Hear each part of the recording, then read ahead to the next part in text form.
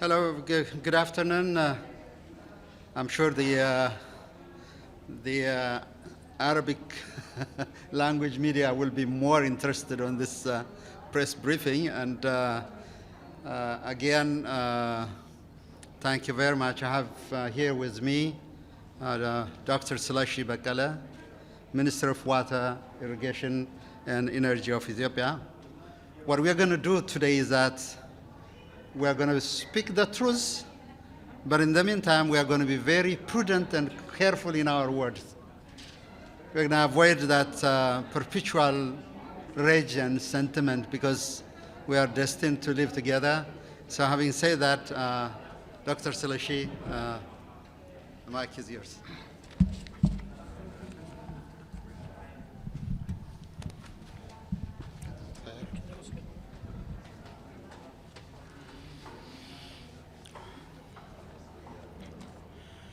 Thank you all very much for your interest. And let me say a few words and I'll take your questions later. As I told the Council, perhaps I'm the first water minister addressing the August body on hydroelectric dam that is under scrutiny in the unprecedented and unfair manner here at Security Council. We believe, Ethiopia believes, it is an unfitting use of the time and the resource of the UN Security Council to discuss the Grand Ethiopian Renaissance Dam. Nevertheless, I have voiced the concerns and the just causes of my country, Ethiopia. Let me reiterate that we are dealing here with a hydroelectric dam. We are not building a nuclear plant, which is not the first of its kind in Africa or in the world. The world has many experience on hydroelectric dam. We are building a reservoir to store water that will generate electricity. After heating the turbine, the water continues to flow in the downstream. GERD is actually a people's project. All walks of Ethiopians are contributing to build this dam to bring light home to 65 million people who are currently living in darkness. The Nile belongs to all peoples of the basin countries. In the basin, we have 500 million in 11 riparian countries. Ethiopia generates 77 billion cubic meter water annually. And in fact, 85% of the Nile is coming from Ethiopia. Equally, Ethiopians have best wishes and neighborly care for their compatriots in Egypt and Sudan. We have all the intention to live together in peace and cooperate for our mutual benefit.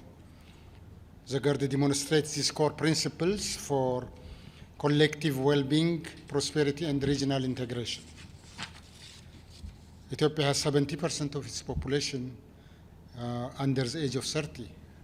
More than 100,000 people are graduate from higher education, and 30 million Ethiopians are in school.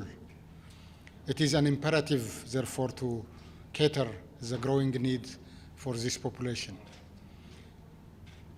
Finally, Ethiopia believes that an agreement is within reach and given the necessary political will and the commitment to negotiate in good faith. We have already reached an understanding on a considerable number of issues.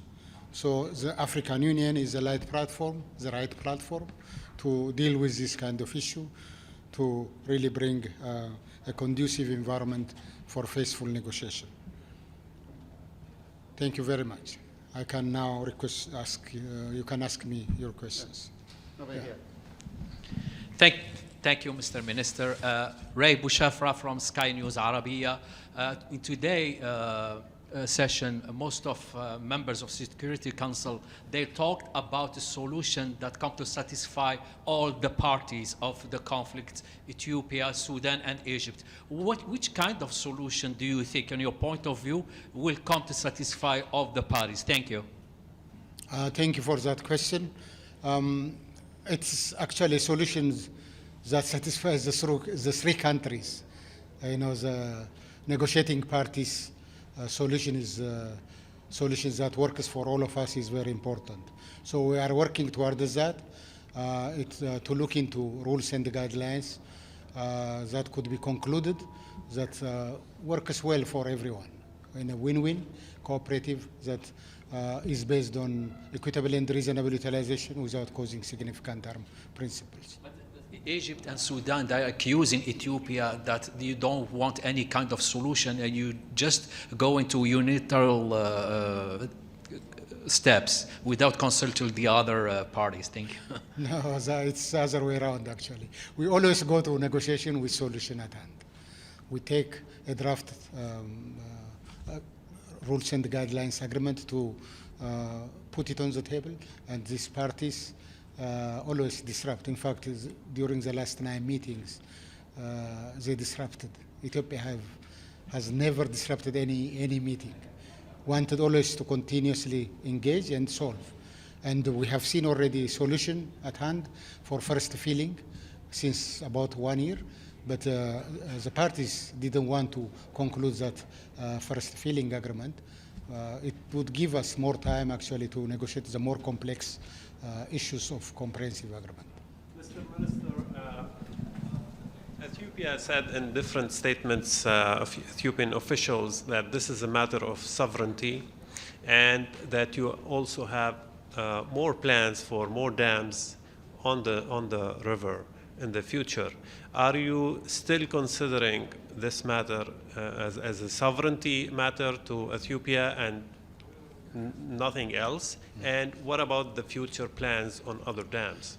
Well, Ethiopia has future needs, current needs and future needs. Currently, as you know, 65 million people are without electricity, but if you go further downstream, 100% access to electricity.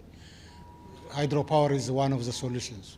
If you take drinking water, about 25 million people are without access to clean water in Ethiopia.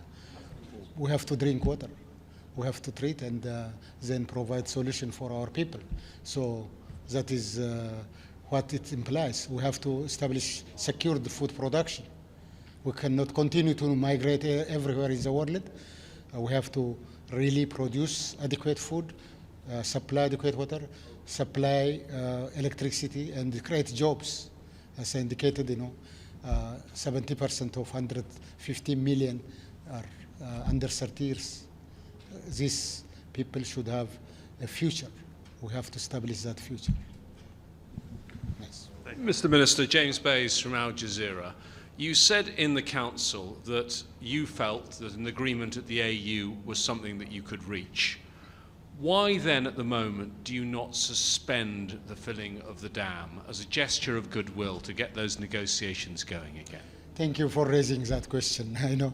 Currently, all dams in the Nile Basin are filling. The reason being, it's a rainy season. July, August, and September, bountiful water. In fact, it is creating problems by creating havoc in the form of flood.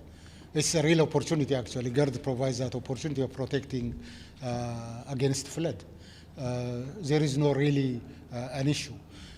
Second, when you see it from Ethiopian context, we contribute 77 billion cubic meter to the Nile. It's only fair to take 13.5 to fill our dam. We are not building African white elephant, not to fill the dam, but actually fill and operate and utilize it. So it's really logical on issues that matter actually about the operation of the dam in future. We have to come to conclusion. How do we handle if drought occurs?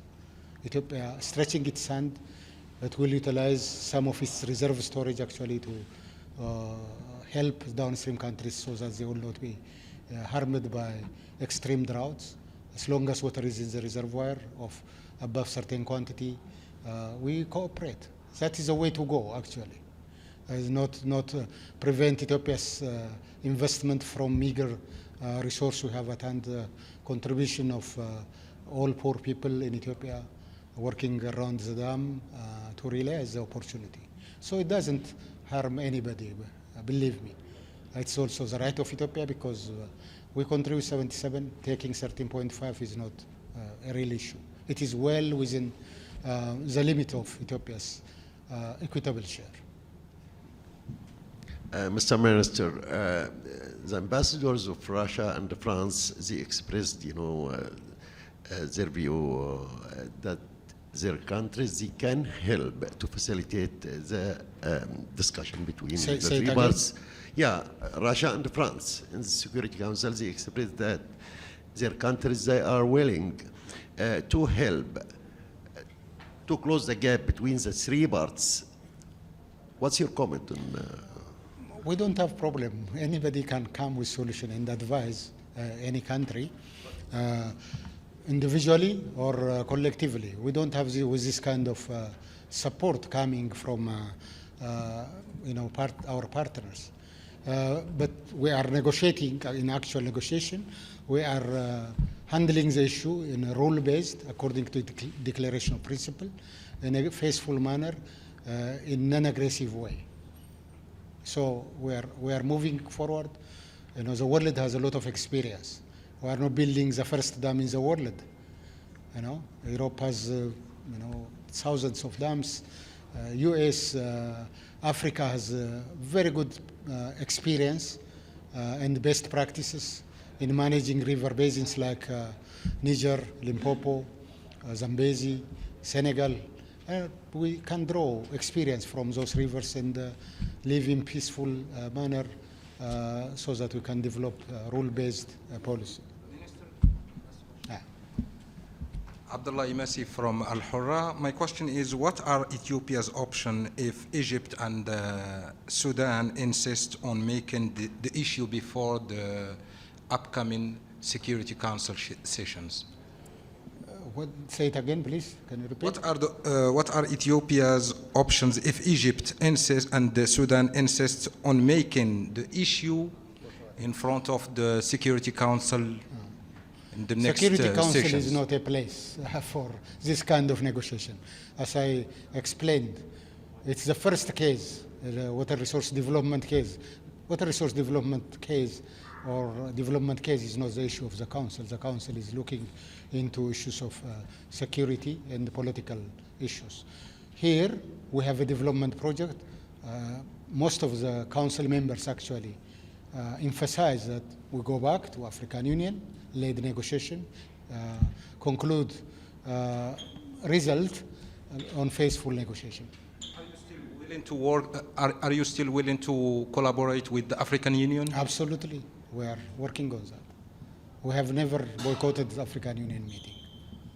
All right, thank you very much. Thank you. Appreciate that. Thank you.